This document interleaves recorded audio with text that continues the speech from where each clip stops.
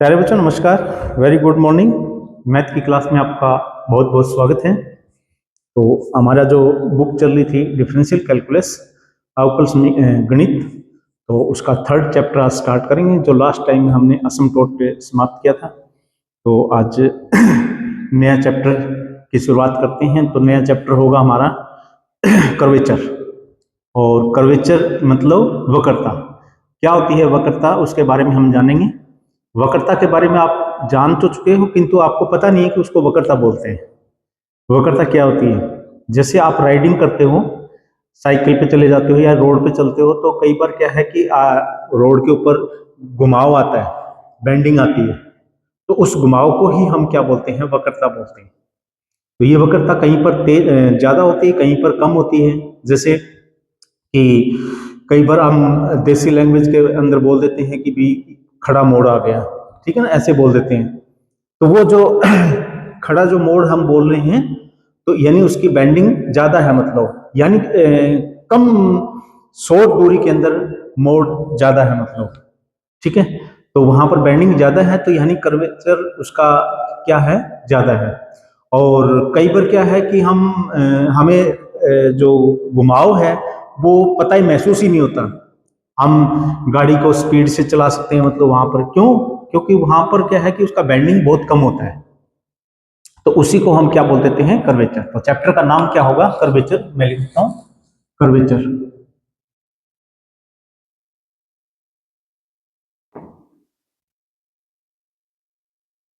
जिसको हम हिंदी में बोलते हैं वक्रता। तो मैं थोड़ा सा आकृति बनाता हूं। इसको हम क्या बोल देते हैं? जैसे हमारे पास एक ये करव है, मोड़ को हम करव के फॉर्म में ले लेते हैं, और एक हमारे पास ये करव है। तो आपको पता है कि ये जो करव है, इतनी दूरी के अंदर पूरा घुमाव डाल दिया इसने, यानी यू टर्न ले लिया इन्होंने एकदम, ठीक है। बट इसने यू टर्न ले तो रहा है, बट वो दूरी है ना, वो काफी है। तो यानी ये जो घुमाव है बहुत कम दिखाई दे रहा है, और इसमें घुमाव ज्यादा दिखाई दे रहा है। इसी को हम बोलते हैं वक्रता। तो किसी भी वक्र का शॉर्ट डिस्टेंस के अंदर घुमाव ज्यादा होना, तो वो हमारे पास क्या कहलाता है? वक्रता। वक्रता कम और ज्यादा का मतलब ये होगा कि कोई कर्व ज्यादा दूरी के अंदर फैलती हुई और घुमाव कम करती है, तो वो उसका जो घुमाव कम है, तो यानी उसकी वक्रता कम होगी, और इसकी वक्रता कितनी होगी? ज्यादा होगी, ठीक है। तो घुमाव को ही, किसी वक्र के घुमाव को ही हम क्या बोल देते हैं? वक्रता। तो इसके बारे में थोड़ा सा हम जानेंगे। डेफिनेशन थोड़ी सी हम करते हैं, आकृति के द्वारा बनाते हैं, तो फिर ज्यादा हम समझेंगे। और अब हमें क्या करना है कि भी वक्रता को ऐसे कैसे नापेंगे? हैं, ऐसे नापेंगे कैसे? मैथ की भाषा में मतलब उसको हम कैसे नापेंगे? तो न्यूमेरिकली हमें उस चीज को कैलकुलेट करेंगे, संख्यात्मक मान उसका निकालना सीखेंगे, कैसे निकाला जाती है वक्रता। ऐसे थोड़ी ना कि भी इसका घुमाव कम है, इसका ज्यादा है, इसका कम है, ऐसे नहीं बता सकते हम उसको मैथ की भाषा के अंदर बताएंगे कि इसकी वक्रता क्या है। उसको बोलते हैं संख्यात्मक मान। तो डेफिनेशन के अंदर क्या है? एक काम करते हैं, आप कोई कर्व ले लेते हैं, उसका टुकड़ा लिया, यहां पर एक पॉइंट ले लिया मैंने P, और एक पॉइंट यहां पर ले लिया Q, ठीक है। इस P के ऊपर और Q के ऊपर स्पर्श रेखा खींच दो और आगे बढ़ा दो। इसी प्रकार P के ऊपर भी स्पर्श रेखा खींच दो और आगे बढ़ा दो, ठीक है भी। और यहां पर एक्स एक्सिस और वाई एक्सिस खींच देंगे। जैसे ये एक्स एक्सिस खींच दिया मैंने, वाई एक्सिस की कोई जरूरत नहीं है हमें। तो ये जो पहला बिंदु P है, और एक्स एक्सिस मतलब P बिंदु पर हमने कोई टेंजेंट खींचा, वो एक्स एक्सिस के ऊपर उस टेंजेंट ने कितने का एंगल बनाया? मान लेते हैं कि साई का। जब बिंदु P है Q के ऊपर पहुंच गया वो पॉइंट, तो वहां पर टेंजेंट कितना का बना? यानी हमें पता है कि ये एंगल तो इसके अंदर है ही है, ये रहा, प्लस में कुछ एंगल और बन गया। लेट्स सपोज वो साई है, तो साई प्लस में डेल साई, ठीक है भी। और मान लेते हैं कि ये वक्र है, यहां से स्टार्ट हुई थी, और ये हमारे पास एस डिस्टेंस है, और एस डिस्टेंस है, तो यहां से लेकर और यहां तक का मान लेते हैं कि डेल एस है, डेल एस है, ठीक है। तो इसकी जरूरत पड़ेगी, अभी हमें देख लेते हैं। तो पहले अपन एक बात और करते हैं, वक्रता के बारे में चल रही थी बातें, थोड़ी सी मैं टॉपिक को थोड़ा सा घुमा दिया, इसको आकृति को थोड़ा सा कम कर लेता हूं, ये तो अभी जरूरत नहीं पड़ी थी हमें। तो ये जो वक्रता की बात चल रही थी, यानी ये पॉइंट P है और ये पॉइंट Q है, ठीक है। इसके ऊपर टेंजेंट खींचते हैं और इसके ऊपर भी टेंजेंट खींच देते हैं, ठीक है। और टेंजेंट खींचने के बाद में ये आगे पीछे बढ़ाएंगे तो आपको पता ही, अभी बताया था मैंने, साई, और ये हमारे पास है साई प्लस में डेल साई, ठीक है।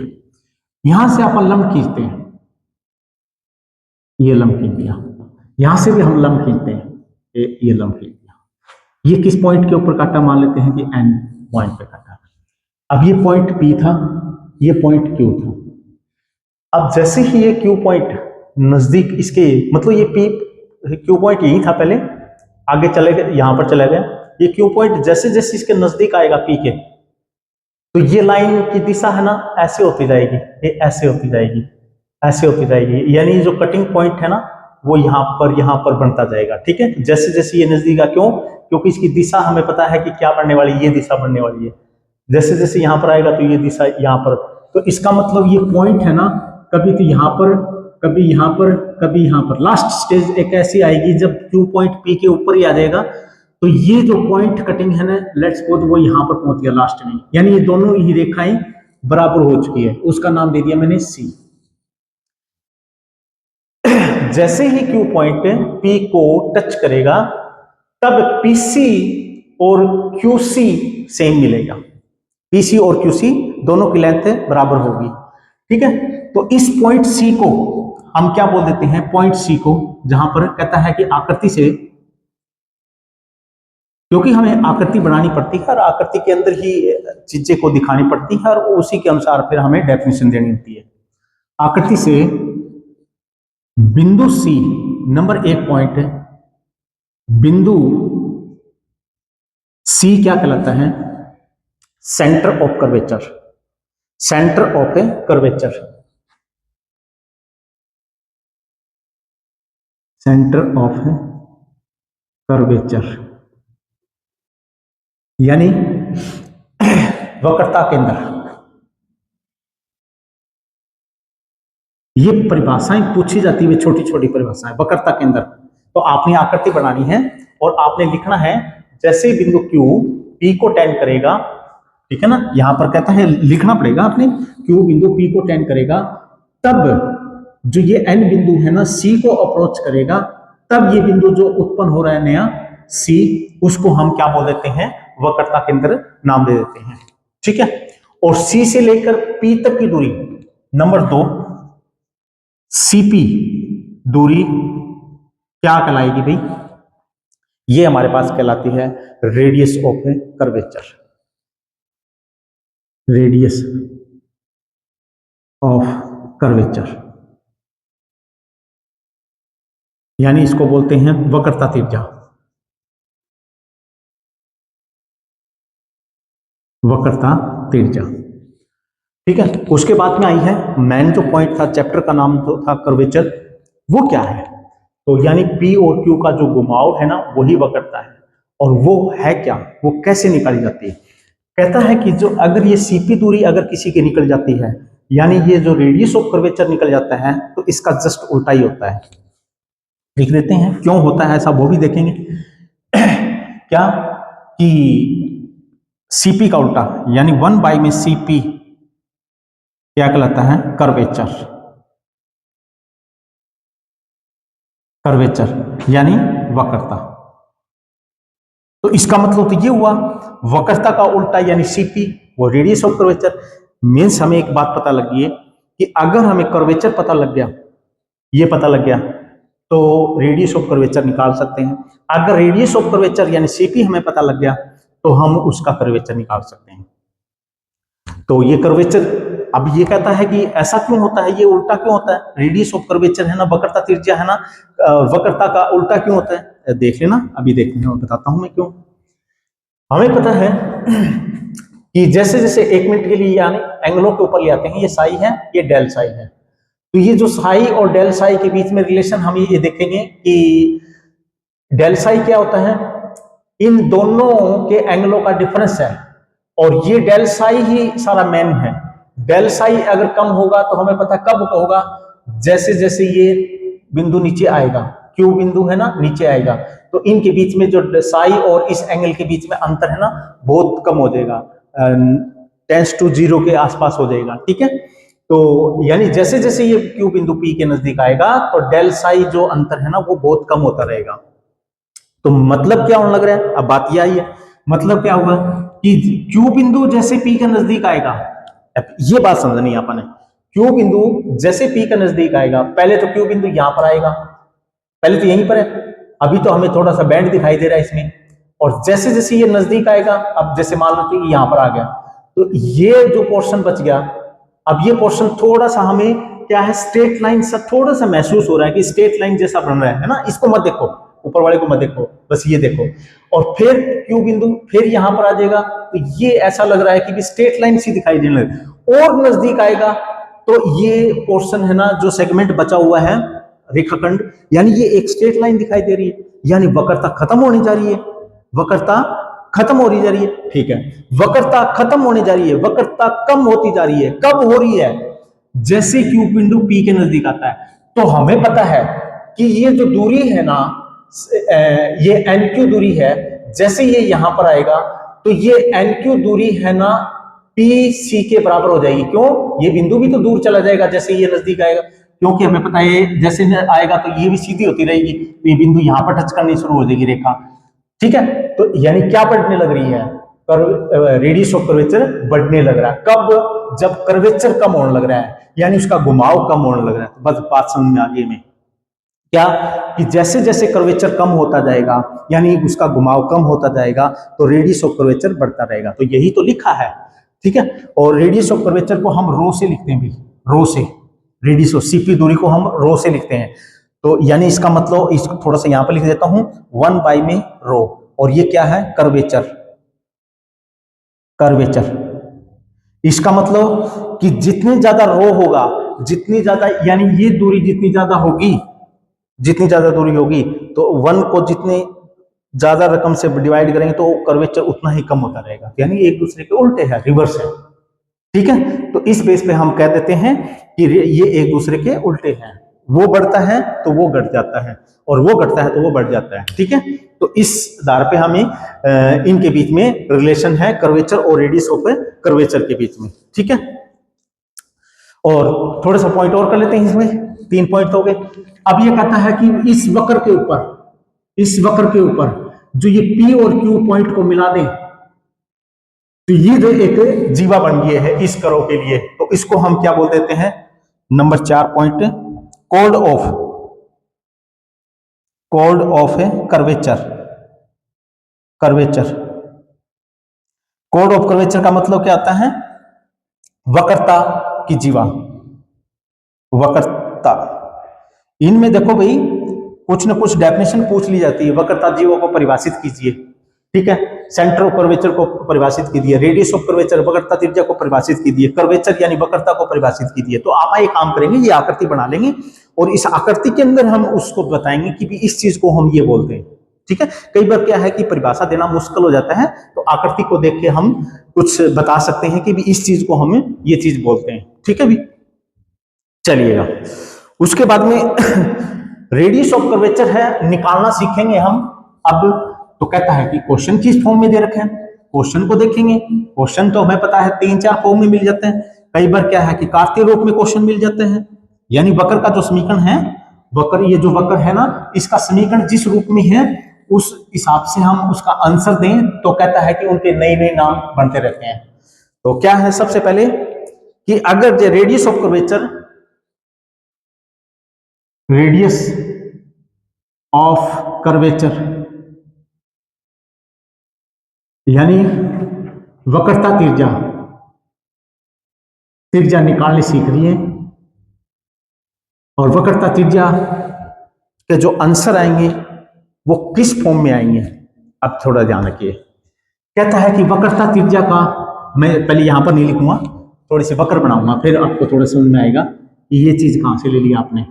तो एक पॉइंट P यहां पर है, इसका टेंजेंट खींच दिया मैंने, और आगे बढ़ा दिया। ये मान लेते हैं एक्स एक्सिस है और एक पॉइंट यहां पर ले लिया और इसको आगे बढ़ा लिया।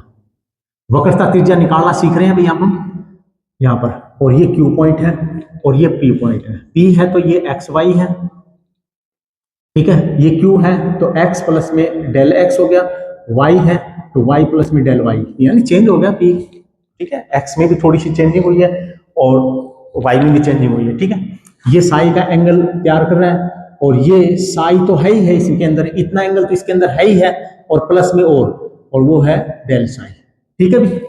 चलिए अब हमें इस ये आकृति तैयार कर ली है और अभी हमें पड़ा था कि हाँ एक काम और कर लेते हैं।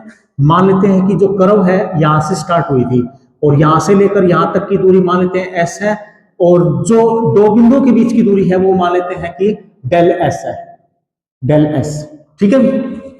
ये दूरी मतलब ये थोड़ी दूरी है क्योंकि ये दिखाई तो आपको ज्यादा दिखाई दे रही है, बट ये क्यू पॉइंट है इसके बिल्कुल क्लोज है पी के, तो पी के नजदीक है तो यानी डेल एस, और टोटल लेंथ यहां से लेकर और क्यू तक की लेंथ है एस प्लस में डेल एस हो जाएगी, ठीक है। अभी हमें लास्ट में हमें पढ़ा था वक्रता वाले पॉइंट के ऊपर कि जैसे जैसे डेल साई, यहां पर देखिएगा डेल साई क्या है, इस एंगल का और इस एंगल का अंतर ही है एक्चुअली में, और हमें पता है कि ये अंतर जैसे जैसे कम होगा, ये अंतर कब कम होगा, जैसे क्यू पॉइंट पी के नजदीक आएगा ना, जैसे क्यू पॉइंट पी के नजदीक आएगा तो ये अंतर डेल साई है ना 0 को टेंड करेगा, बहुत कम हो जाएगा। करके देख लो चाहे आप, क्यों, क्योंकि ये पॉइंट है यहां पर है, अब यहां पर ले लूंगा तो ये स्पर्श रेखा ये बन जाएगी, और जैसे यहां पर और नजदीक आ जाएगा तो ये स्पर्श रेखा एक दूसरे के ऊपर ही आ जाएगी, तो यानी दोनों का एंगल कितना होगा, साई रहेगा, साई रहेगा, तो इसका मतलब साई और अगले का साई प्लस में डेल साई, यानी डेल साई भी नहीं रहेगा क्योंकि एंगल दोनों सेम होगी, यानी ये एंगल और ये दोनों एंगल सेम होती है, इनका मतलब डेल साई क्या होगा, इन दोनों का अंतर कितना होगा, डेल साई तो वेरी वेरी नियर अबाउट 0 है ना। तो इसका मतलब ये हुआ कि ये सारी की सारी जो वक्रता है, ये जो घुमाव है, इस पे आके डिपेंड हो गया।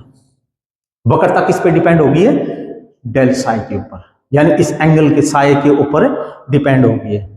तो जितना अब हम क्या बोलेंगे, जितना डेल साई कम होगा, टेन कम होगा, तो वक्रता जो है, वक्रता है वो बहुत कम हो जाएगी। क्यों, क्योंकि हमें पता है जैसे क्यू पॉइंट इसके नजदीक आता तो वो स्ट्रेट लाइन से दिखाई देनी शुरू हो जाती है, तो वो आपको घुमाव दिखाई नहीं देगा, एक सीधी रेखा ही दिखाई देगी, यानी घुमाव है ही नहीं उसमें, तो नहीं है तो फिर वक्रता खत्म होगी। कब खत्म हुई, जब डेल साई खत्म होने लग रहा है, इसका मतलब डेल साई टेंड्स टू 0, वक्रता टेंड्स टू 0, यानी वक्रता नहीं रही, इसका मतलब। तो इस सारे वक्रता पोर्शन को हम साई के ऊपर लेके चलते हैं, यानी सारी बात डेल साई के ऊपर आ गई, बात समझ में आई मेरी, डेल साई के ऊपर आ गई। जितना ज्यादा डेल साई होगा, यानी दोनों का अंतर अगर जितना ज्यादा होगा, वक्रता उतनी ही ज्यादा होती रहेगी। बात समझ में आई मेरी, डेल साई जितना ज्यादा होता रहेगा उतना ही वक्रता घुमाव उतना ही ज्यादा दिखाई देगा, ठीक है। तो इसका मतलब ये कह देते हैं, ये डेल साई पोर्शन है ना, डेल साई पोर्शन है, कहता है कि इसी पे सारी वक्रता डिपेंड करती है, और ये टोटल डेल साई क्या है, वक्रता को डिनोट करती है, ये इतनी वक्रता को डिनोट करती है। ये कम तो वक्रता कम, डेल साई ज्यादा तो वक्रता भी ज्यादा, इसका मतलब डेल साई ये क्या है, वक्रता को डिनोट करती है, तो इसको हम क्या बोल देते हैं, टोटल कर्वेचर, टोटल कर्वेचर,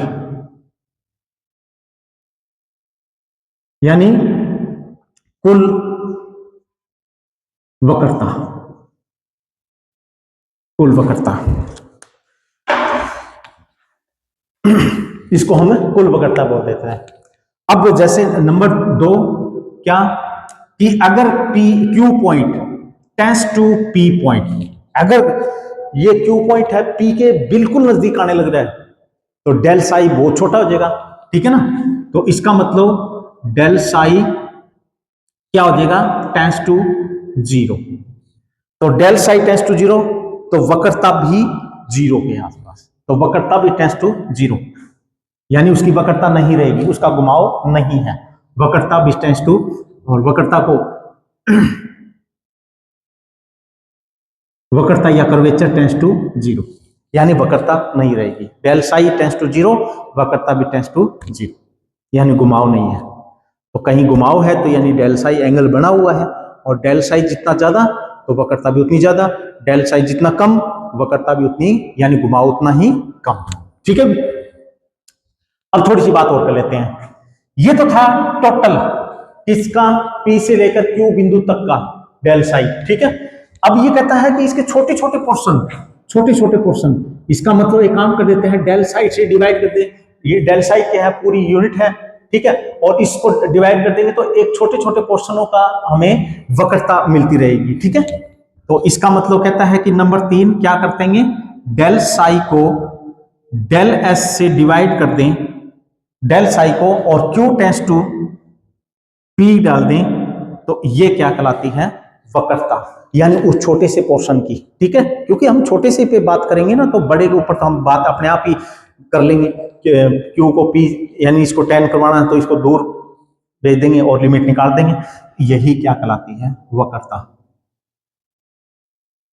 ठीक है। और एक काम कर देते हैं, जैसे जैसे ये नजदीक होगा तो इनका दोनों का अंतर कम होगा, यानी इसका मतलब डेल साई टेंस टू 0, यानी डेल एस टेंस टू 0। तो यानी इसको हम क्या लिख सकते हैं, 12वीं क्लास के अंदर पढ़ के आए, डी साई अपॉन में डी एस। ये क्या कहलाती है, वक्रता। मतलब ये फाइनल बनाया है इसका आंसर, वक्रता यानी कर्वेचर। तो यानी कर्वेचर का फार्मूला आ गया है हमें, यानी जितना भी डेल साई एंगल है उसको डेल एस से, यानी जितनी भी ये जो त्रिज्या ले, ये जीव क्या नाम है, वक्र ले रखी है उसकी लेंथ है से डिवाइड कर दें तो ये वक्रता आ जाएगी हमारे पास। ठीक है। वहां पर मैंने एक बात बोली थी पिछले टॉपिक में कि जो वक्रता का जस्ट उल्टा होता है वो वक्रता त्रिज्या होता है। तो फिर आज काम कर देते हैं, नंबर 4 पॉइंट क्या, वो भी निकाल लेते हैं। जब हमें, हाँ, ये जो कर्वेचर है वो किसकी फॉर्म में लेके आए हैं, साई और एस की फॉर्म में। और यही तो था कि भी साई और एस की फॉर्म में लेके आएंगे, रेडियस ऑफ कर्वेचर, वक्रता त्रिज्या। मैं यहां पर एक पॉइंट और डालूंगा, यानी इंट्रिंसिक फॉर्म, और जिसको बोलते हैं नेज समीकरण, यानी वक्रता को, यानी एस और साई की फॉर्म में अगर आंसर ले आए, यानी वक्रता एस और साई की फॉर्म में निकालें, एस और साई की फॉर्म में निकालें जो वक्रता, तो उसको हम क्या बोलते हैं, नेज समीकरण बोल देते हैं। उसको हम क्या बोल देते हैं, नेज समीकरण। तो हमारा वक्रता त्रिज्या निकालना था तो इसका उल्टा कर दो, क्योंकि मैंने वहां पर बोला था, और ये साई और एस की फॉर्म में है, तो यानी ये नेज समीकरण बन गई किसकी, वक्रता की। नेज समीकरण रेडियस ऑफ कर्वेचर की, वो क्या होगी, इसका उल्टा, तो डी एस अपॉन में डी साई, यानी वो क्या बन जाएगी, radius of curvature, radius of curvature, वक्रता त्रिज्या, वक्रता त्रिज्या। और इसको डिनोट कैसे करते हैं, रो से। ठीक है। तो वक्रता त्रिज्या का फार्मूला हमारे पास है, ये बन चुका है, और वक्रता का कहता है इसका उल्टा कर दो और ये बन जाएगा। ठीक है भी, ये तो था जब नेज समीकरण, यानी वक्रता त्रिज्या का या वक्रता का एस और साई के रूप में आंसर लेना। ठीक है। तो वो नेज समीकरण कहलाता था। अब क्वेश्चन हमारे पास क्या है, क्वेश्चन भाई आपको देगा कोई भी, कार्तीय रूप में भी दे सकता है और ध्रुवीय रूप में भी दे सकता है, या फिर हमारे पास प्रांचल रूप में भी दे सकता है। तो इनको सभी को एस और साई के अंदर कन्वर्ट करना नेज समीकरण कहलाता है। और ये क्वेश्चन बनेंगे हमारे कि इसकी नेज समीकरण ज्ञात कीजिए। ठीक है। वक्रता त्रिज्या की नेज समीकरण, क्वेश्चन हमारे पास किसमें, कार्तीय रूप में यानी कार्टेशियन फॉर्म में दे रखा है, और उसकी कहता है नेज समीकरण ज्ञात कीजिए। तो ये क्वेश्चन बनेंगे हमारे। ठीक है। तो यानी एस और साई की फॉर्म में आंसर लेके आएंगे तो वो हमारे पास क्या कहलाएंगे, नेज समीकरण कहलाएंगे। उसके बाद में कहता है कि कार्तीय फॉर्म, वो भी कर लेते हैं, कार्तीय फॉर्म।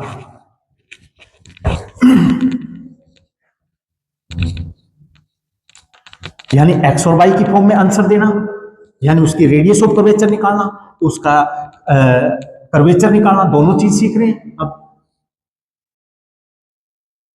क्वेश्चन किस रूप में है, एक्स वाई की फॉर्म में, यानी y is equal to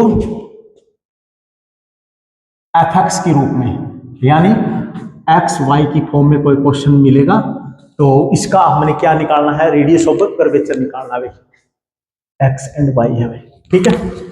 x Y की फॉर्म में क्वेश्चन मिलेगा, ऐसे ना लिखें, ऐसे क्वेश्चन एक्स वाई की फॉर्म में मिलेगा तो उसका हमने रेडियस ऑफ कर्वेचर निकालना है, ठीक है। देख लेते हैं। तो आपको पता है, मैं थोड़ा सा फिर दोबारा से रिकैप कर देता हूँ।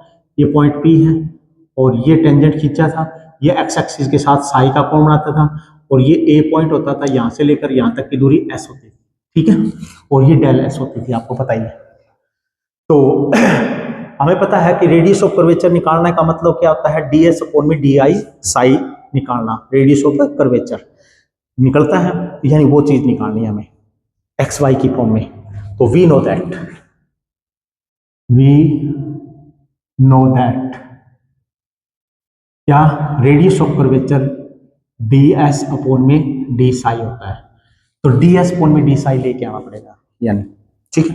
तो क्वेश्चन को आपने साई की फॉर्म में कन्वर्ट करना पड़ेगा, तो देख लेते हैं, साई के रूप में लेके आते हैं, धीरे धीरे लेके आएंगे।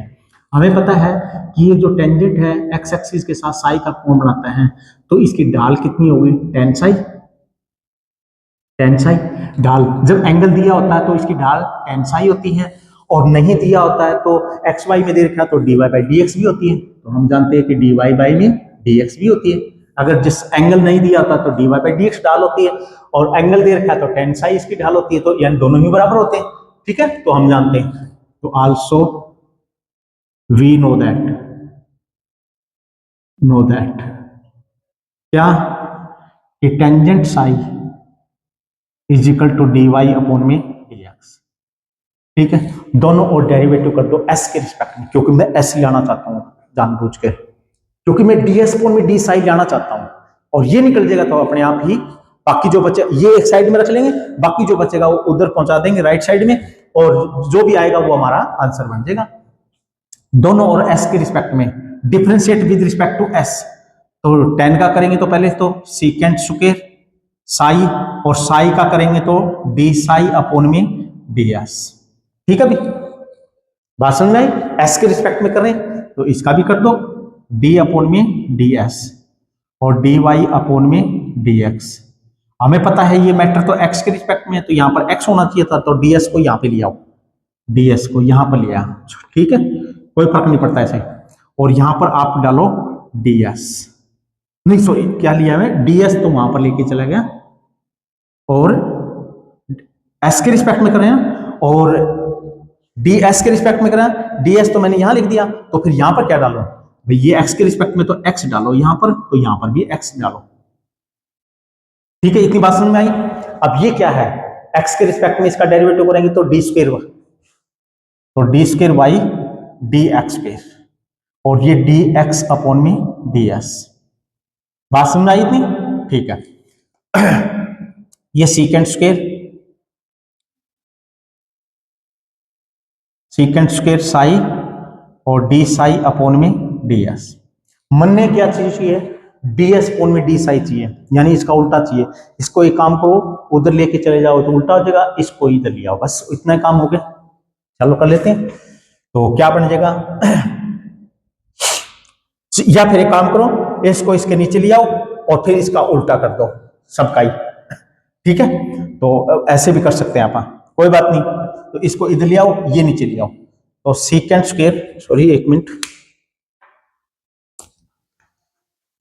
सीकेंट स्क्वायर साई, और ये तो यहीं, इसको नीचे ले आते हैं, D square Y D x square, और ये भी नीचे लेके आएंगे डी एक्स अपॉन में डी एस, और ये उधर चला जाएगा तो पलट के जाएगा, तो डी एस अपॉन में डी साई। ये हम चाहते थे, डी एस अपॉन में डी साई लाना चाहते हैं, जिसको हम रेडियस ऑफ कर्वेचर बोलते हैं। इसका नाम अब दे दो रेडियस ऑफ कर्वेचर। अब हमारा काम रहेगा इसको सोल्व आउट करना, एक्स वाई की फॉर्म में लाना, बस इतना ही काम रहेगा हमारा। चलो करते हैं फिर। तो देखिएगा क्या, डी एस अपॉन में डी साई को उधर लिख दें, तो लिख देते हैं इधर डी एस अपॉन में डी साई, यानी रेडियस ऑफ कर्वेचर, और किसके बराबर होगा, सीकेंट स्क्वायर को तोड़ो, तो 1 प्लस में टेंजेंट स्क्वायर साई बंद कर दो। और एक काम कर देते हैं, इसको भी पलट के यहां पर लिख देते हैं, ds ऊपर और dx नीचे, ठीक है। और ऊपर ds अपॉन में dx, y में कितना है नीचे, सेकंड डेरिवेटिव बच गया डी स्क्वायर वाई और डी एक्स स्क्वायर, ठीक है भी। इतनी बात समझ में आई। टेन साई की वैल्यू हमें पता है क्या है, dy बाई डी एक्स, यहां पर dy बाई डी एक्स रख दो। 1 प्लस में dy अपॉन में dx और उसका स्क्वायर भी है, तो यानी ये स्क्वायर, और बंद कर देंगे। और ये ds अपॉन में एज परेंडो dx, इसके बारे में भी देखेंगे। और नीचे क्या है, D square Y D x square. अब थोड़ा सा रिकैप करो, जब फर्स्ट चैप्टर हमारे पास आया था तो उसमें पीडल इक्वेशन और derivative of A arc of A length, तो आपको ये चीज बताई गई थी, कोई वक्र की लेंथ s है, उसका x के रिस्पेक्ट में डेरिवेटिव करते हैं तो वो कैसे निकालते थे। पहला चैप्टर मैंने बताया भी था आपको, ये फार्मूले आगे काम आने हैं। तो वहां पर वक्र की लेंथ का derivative, arc of length of a उसका डेरिवेटिव निकालना है, तो ये चीज के बारे में तो हमें बताया था, ds अपॉन में dx पहला ही चैप्टर। तो ये होता था 1 प्लस में dy अपॉन में dx का होल स्क्वायर, ठीक है, और का अंडररूट, ये बता चुका है। तो वो यहाँ पे वैल्यू पुट कर दो, क्योंकि सारा मैटर ये है, अपन राइट साइड तो हमें सारा एक्स वाई में ही लाना है। तो 1 प्लस में dy अपॉन में dx का होल स्क्वायर की पावर एक ही है, लिखने की जरूरत नहीं है। ये कितना है, 1 प्लस में dy अपॉन में dx का होल स्क्वायर और की पावर हाफ, और y में D square Y D x square, ठीक है भी। इसकी पावर एक, अंदर वाले सेम है, ठीक है, तो इसकी एक है और ये हाफ है, ये 3/2 हो जाएगा। तो हेंस ये सारा क्या चल रहा था, radius of curvature. Radius of curvature किसके बराबर हो जाएगा, 1 प्लस में dy अपॉन में dx का होल स्क्वायर की पावर 3/2 और y में D square Y D x. ये हमारा फार्मूला बन चुका है रेडियस ऑफ कर्वेचर का। कब, जब question y equal to F x की फॉर्म का हो तब। बात समझ में आई क्यों? अब हमें पता और कुछ देखना ही नहीं है, सीधा ही रेडियस ऑफ कर्वेचर निकालना इस कर्व का। तो हमें पता है किसकी जरूरत पड़ेगी, इस y का डेरिवेटिव x के रिस्पेक्ट में कर लो, फिर उसका स्क्वायर कर दो, 1 जोड़ दो, 3/2 कर दो, इस y का 2 बार डेरिवेटिव कर दो और नीचे रख दो, बस और सोल्व आउट कर दो, बात खत्म, ठीक है। तो रेडियस ऑफ कर्वेचर। अब हमें पता है कि क्वेश्चन इस फॉर्म में भी तो हो सकता है, x is equal to f y का। तो इसमें ये कहता है कि ये जो साई एंगल x एक्सिस के साथ बना है, ये साई एंगल y एक्सिस के साथ बना ले तो उसके कर्वेचर पे कोई फर्क नहीं पड़ता, कोई फर्क नहीं पड़ता भाई। फर्क क्या पड़ेगा, एंगल जब x एक्सिस के साथ बना रहे हैं, अब आप ये काम कर देते हैं 1 मिनट के लिए, ये y एक्सिस है, फर्क कुछ नहीं पड़ेगा। अब इसको घुमा लेते हैं, आप देखने का नजरिया ऐसे कर लेते हैं बस, तो यानी इसके साथ एंगल देखना शुरू कर देंगे बस। तो कहता है कि ये जो एंगल साई है x एक्सिस के साथ बनाओ या y एक्सिस के साथ, कोई फर्क नहीं पड़ता। तो इसका मतलब फिर रेडियस ऑफ कर्वेचर भी कोई फर्क नहीं पड़ेगा x एक्सिस और y एक्सिस से। अगर ऐसा नहीं पड़ेगा तो कहता है x को y में, y को x में चेंज करने से भी कोई फर्क नहीं पड़ेगा, ठीक है ना। तो रेडियस ऑफ कर्वेचर 1 प्लस में डी एक्स अपॉन में डी वाई का स्क्वायर और d square x d y square और इसकी पावर 3/2, यानी दोनों ही सेम होते हैं। तो ये फार्मूला कब लगाते हैं, जब x is equal to f y की फॉर्म में हो। ये फार्मूला कब लगाते हैं, y is equal to F x की फॉर्म का क्वेश्चन हो, ठीक है भी। तो ये हमारा फार्मूला बन गया, जब हमारे पास कार के रूप में कोई क्वेश्चन दे रखे हैं तो उसका आपने रेडियस ऑफ कर्वेचर निकालने का फार्मूला करना था, वो कर दिया। अब कहता है कि क्वेश्चन तो कोई जरूरी नहीं कार के रूप में दे, प्रांचल रूप में भी दे सकता है, तो प्रांचल रूप पढ़ा और कर लेते हैं, कुछ भी नहीं है उसमें भी। यही तो फार्मूला है, फार्मूला बस याद रखो रेडियस ऑफ कर्वेचर निकालने का। प्रांचल रूप में अगर दे रखे हैं तो उसका रेडियस ऑफ कर्वेचर कैसे निकालते हैं देखिएगा। तो हमें पता है कि कोई भी देखो कोई दे रखे हैं प्रांचल रूप वाले के लिए, तो x इज इक्वल टू जैसे एफ टी दे रखे हैं, y इज इक्वल टू जैसे जी टी दे रखे हैं, यानी प्रांचल तो इसी बोलते हैं जो खुद एक्स वाई किसी अदर चर के फलन हो, ठीक है। तो एक्स टी का फलन है, वाई भी टी का अदर चर का फलन है, तो इसका रेडियस ऑफ कर्वेचर क्या निकालें? हमें पता है कि है तो एक्स वाई इसमें भी, और एक्स वाई जिसमें आ गया तो उसका रेडियस ऑफ कर्वेचर निकालने का फार्मूला ये है ही, तो हमें d Y by D x चाहिएगा और d square by D x square. 12वीं क्लास के अंदर प्रांचल रूप वाले के डेरिवेटिव हमें निकालने सीख रखे थे, तो इसका D Y by D X कैसे निकालते हैं? तो D Y by D x चाहिएगा, D Y by D x चाहिएगा, बस और कुछ नहीं है। तो हमें पता है कि डी वाई अपॉन में डी टी जो कि वाई टी का फलन है, और इसी प्रकार डी एक्स अपॉन में डी टी जो कि टी का फलन है एक्स भी, ये D Y by D X ही है, डी टी से डी टी कैंसिल, तो यही है लिखना है। तो y का t के रिस्पेक्ट में डेरिवेटिव करेंगे, मान लेते हैं तो उसको y डैश से डिनोट कर देती है, ठीक है, y डॉट से, ठीक है, नहीं तो फिर g डैश t करो, ये वैल्यू पुट करो, बट अपन नोटेशन में ले लेते हैं कि भी y का डेरिवेटिव y डैश और x का डेरिवेटिव t के रिस्पेक्ट में x डैश, बस ठीक है।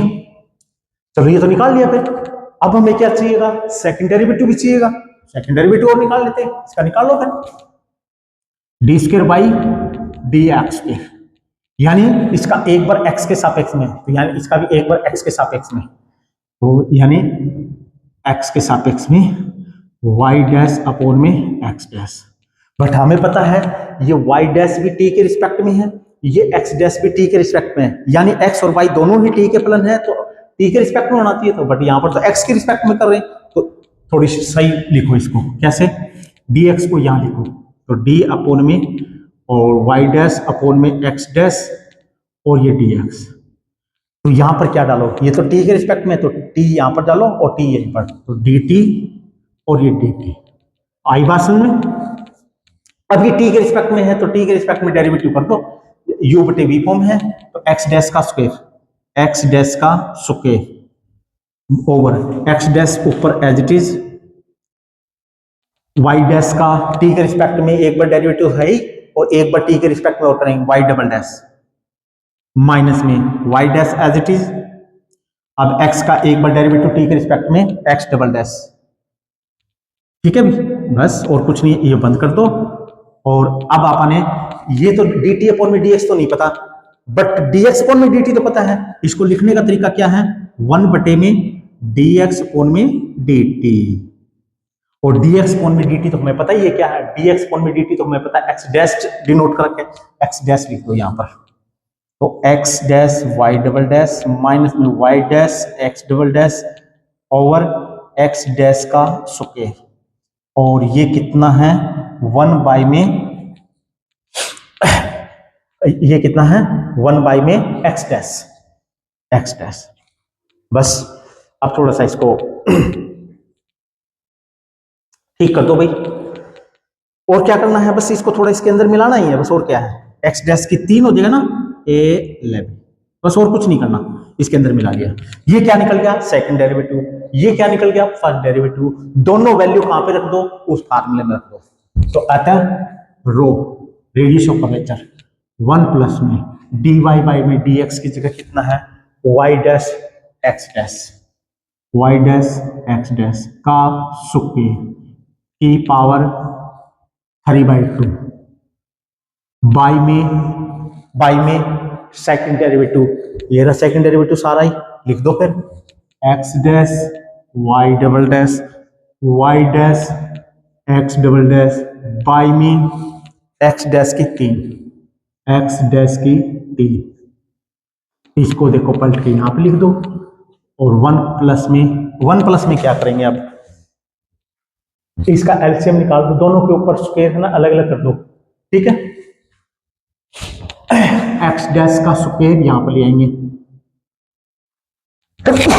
सॉरी, x डैश का स्क्वायर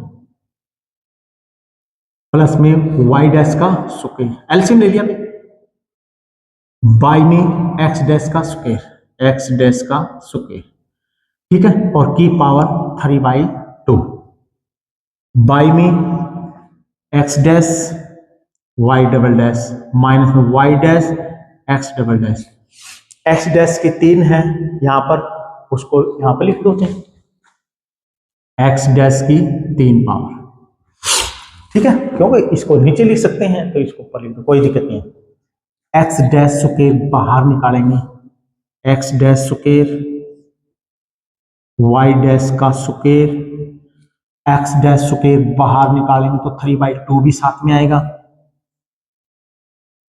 एक्स डैश की 3 तो ऊपर है ही, और इसमें एक्स डैश स्क्वायर निकालेंगे तो एक्स डैश स्क्वायर निकालेंगे तो उसकी पावर कितनी आएगी, 3/2 बाई में ये x dash y double dash, y dash x double dash. बस ये आ गया, थोड़ा सा और है क्या, कुछ नहीं है।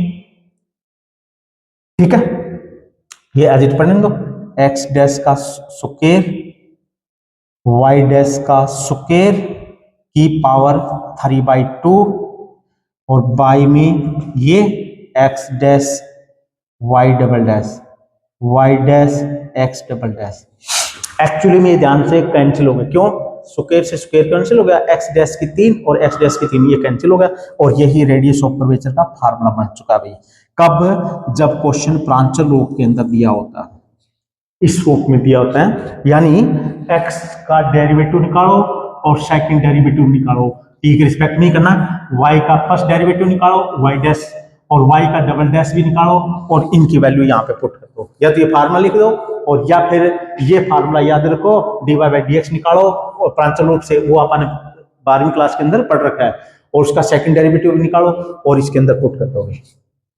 तो ये प्रांचल रूप वाले के लिए रेडियस ऑफ कर्वेचर निकालने का फार्मूला मिल चुका है। अगर कर्वेचर पूछ लिया जाए वक्रता, तो इसका उल्टा कर दो, यानी ये ऊपर ये नीचे, तो वो वक्रता निकल जाएगी। ठीक है, ये तो मैंने पहले ही बता दिया था कि अगर जब वक्रता है पता है तो वक्रता त्रिज्या ज्ञात कर सकते हैं, वक्रता त्रिज्या पता है तो हम वक्रता ज्ञात कर सकते हैं।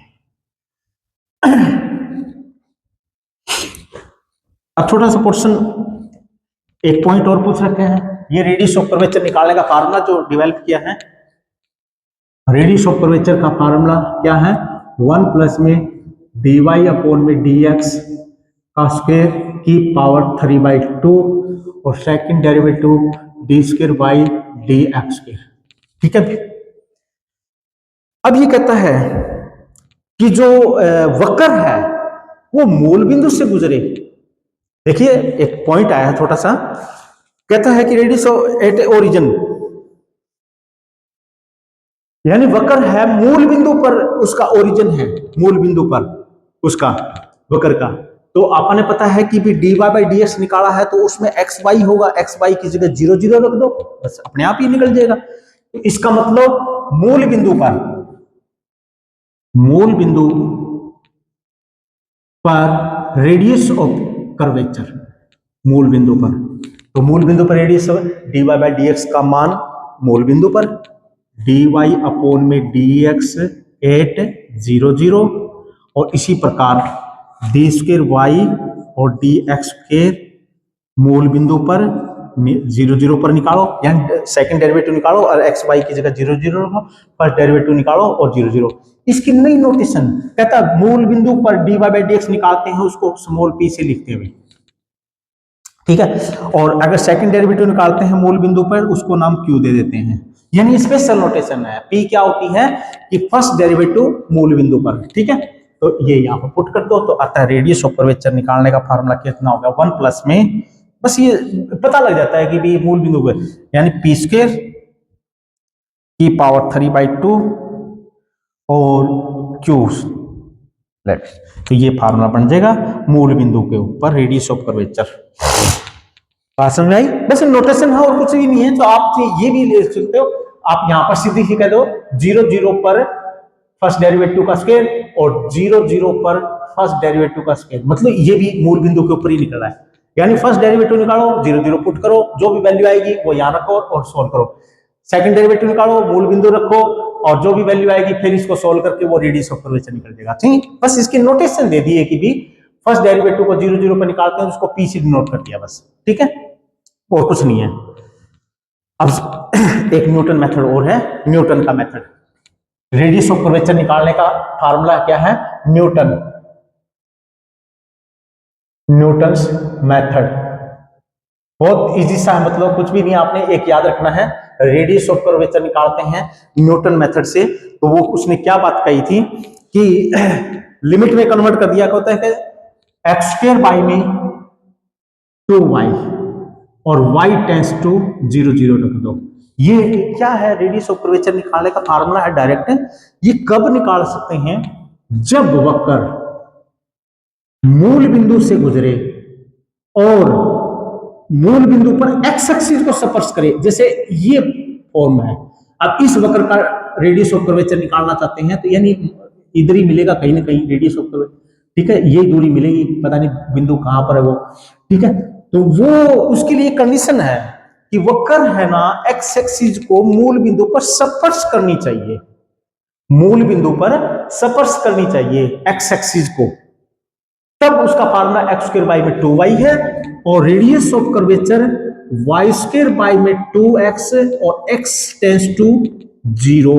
ये का फार्मूला है रेडियस ऑफ कर्वेचर उन वक्रों का जो y एक्सिस को मूल बिंदु पर छूने की कोशिश करते हैं, चाहे वो इधर हो चाहे कहीं पर भी हो, इसमें भी चाहे नीचे की तरफ हो कोई दिक्कत नहीं है, वो भी तो x एक्सिस को छू रही है। तो ये दो फार्मूले और हैं और ये लिमिट लगा देंगे और डायरेक्ट याद रखो। तो आपने सबसे पहले ये पता करना पड़ेगा कि वो वक्र है, वो वक्र जो है एक्स एक्सिस को मूल बिंदु पे छू रही है कि नहीं छू रही, ठीक है। और अगर वो चीज पता लग जाएगी तो हम डायरेक्ट फार्मूले लगा देंगे, ये न्यूटन ने बताए थे, ठीक है।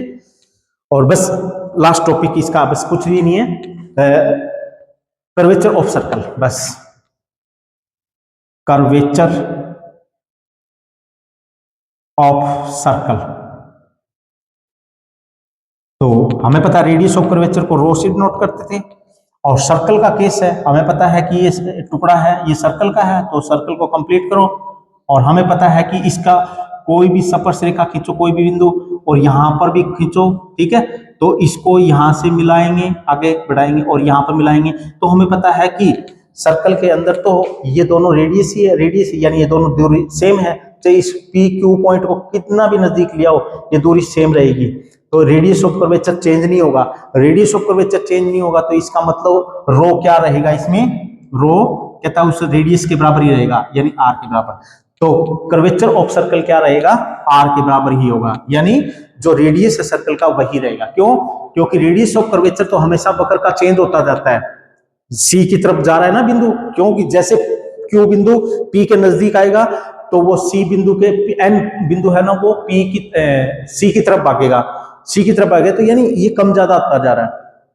बट हमें पता है यहां पर ये क्यू बिंदु है, क्यू बिंदु इसके कितना नजदीक आ जियो, ये दूरी है ना कभी भी अलग नहीं होगी, सेम ही रहेगी। तो यानी रेडियस ऑफ कर्वेचर चाहिए क्यू बिंदु यहां पर आ जाओ तो भी ये दूरी सेम, तो भी ये दूरी सेम, क्योंकि ये तो रेडियस है सर्कल का, ये सारी सेम है। तो इसका मतलब रेडियस ऑफ कर्वेचर क्या रहेगा, वृत्त की त्रिज्या ही रहेगी, ठीक है। तो ये हमारा टॉपिक कंप्लीट हो गया। उसके बाद में जो क्वेश्चन का पोर्शन है वो हम कल स्टार्ट करेंगे भाई, क्योंकि वीडियो लंबी होती जा रही है, तो क्वेश्चन हम कल करेंगे, आज टॉपिक खत्म कर देंगे। तो वक्रता त्रिज्या का जो हमारा पोर्शन था आप थोड़ा सा याद रखेंगे, उसमें एक तो वक्रता त्रिज्या की डेफिनेशन, ठीक है, वक्रता की डेफिनेशन और केंद्र की डेफिनेशन, वक्रता केंद्र की डेफिनेशन आपको याद रखना, आकृति बनानी है, उसमें लोकेशन बतानी है कि इसको ये बोलते हैं, इसको ये बोलते हैं, ठीक है। और उसके बाद में वक्रता त्रिज्या के नए समीकरण, वक्रता त्रिज्या का नए समीकरण एस और साई की फॉर्म में लाना आंसर को, और उसके बाद में कोई क्वेश्चन एक्स वाई में है यानी कार्तीय रूप में है तो उसका रेडियस ऑफ कर्वेचर निकालने का फार्मूला हमने डेवलप किया था, ठीक है। उसके बाद में प्रांचल रूप में कोई क्वेश्चन दिया होता है तो उसका रेडियस ऑफ कर्वेचर निकालने का फार्मूला भी हमने डेवलप कर दिया, ठीक है। तो ये सारे फार्मूले आपने थोड़े से लिख लिख कर देखने हैं, कुछ भी नहीं है, ज्यादा हार्ड नहीं है, 2 बार 3 बार लिख के देखोगे तो हो जाएगा। मैथ तो है ही भाई ऐसी चीज, मैथ को आप जितना हाथ से लिखोगे तो ये उतना ही पक्का होता जाएगा। और सब्जेक्ट है बाकी जैसे हिस्ट्री हिंदी वगैरह है ये तो आप वैसे पढ़ सकते हो, बट मैथ ऐसा चीज है कि आप हाथ से जब तक नहीं निकालोगे नहीं निकलेगा भी आपसे, बात समझे मेरी। जितनी आप हाथ से घसाई करोगे उतना ही पक्का स्ट्रॉन्ग होता रहेगा। कई बार क्या है कि परीक्षा के अंदर दिमाग काम करना बंद कर देता है, किंतु अगर वो काम हाथ से किया हुआ है आपने तो कई बार हाथ है ना अपने आप ही चलता रहता है, यानी वो सही की तरफ चलता रहता है, दिमाग कहीं और होता है। वही नहीं है कि हम बाइक पे राइडिंग करते हैं तो हमारा ध्यान कहीं होता है, बट जो हमारे अंग है हाथ वगैरह है पैर वगैरह वो अपने आप ही काम कर रहे हैं, क्यों? क्योंकि प्रैक्टिस हो चुकी है। तो वही काम यहाँ पर है। मैथ के अंदर तो सिस्टम ही ऐसा होता है कि हाथ से जितना काम मैथ का बार बार में लिख लिख कर देखोगे या निकाल के देखोगे, एक बार निकाल दिया, थोड़ा सा छुपा लिया कि भी हाँ मैं आगे कैसे सोल्व करूंगा, तो जैसे जैसे हाथ से काम करोगे 2 बार 3 बार जब करोगे तो वो स्ट्रांग होती जाएगी। बात समझ मेरी? तो इसको थोड़ा विशेष ध्यान रखना मैथ को कि भी आपने हाथ से काम करना है, आप बोलोगे नहीं कभी भी। ठीक है, तो हमारे सेंसेशन ये काम करना, दिमाग वाला है ये काम करना बंद कर देता है, तो हाथ अपना काम कर देता है कई बार। सारा तो नहीं करेगा बट वो तो तभी करेगा ना जब प्रैक्टिस हो जाएगी। अब कंप्यूटर ऑपरेटर होते हैं, मतलब वो काम देखते कहीं है और अपना हाथ से, क्यों? प्रैक्टिस होगी है। तो वही बात यहाँ पर लागू होगी। तो प्रैक्टिस आप 2 बार 3 बार 4 बार करके देखो, जब तक हमारा स्ट्रॉन्ग नहीं हो जाता तब तक प्रैक्टिस करते रहो। 2-2 3-3 क्वेश्चन तो हम करते हैं, बस उनके 2 बार 3 बार लिख लो। फर्स्ट टाइम में हो सकता है ना समझ में आए, दूसरे के वीडियो को देखो, इसको वीडियो को आप रिपीट करके देखो, स्लो करके देख लो। ठीक है, कोई चीज समझ में नहीं आए कि भी यहाँ पर क्या सर ने पॉइंट बताया था क्या, फिर भी नहीं समझ में आ रहे तो आप डायरेक्ट आपसे कॉन्टेक्ट करो, भी कमेंट डाल दो कि भी सर यहाँ से हमें कोई क्वेश्चन समझ में नहीं आया या सारा क्वेश्चन समझ में नहीं आया। बट जो मैंने बताया है कि जितना अभ्यास करोगे मैथ उतना ही आएगा। ठीक है भी, चलो वीडियो लंबी होती जा रही है, धन्यवाद। नेक्स्ट वीडियो में हम मिलेंगे।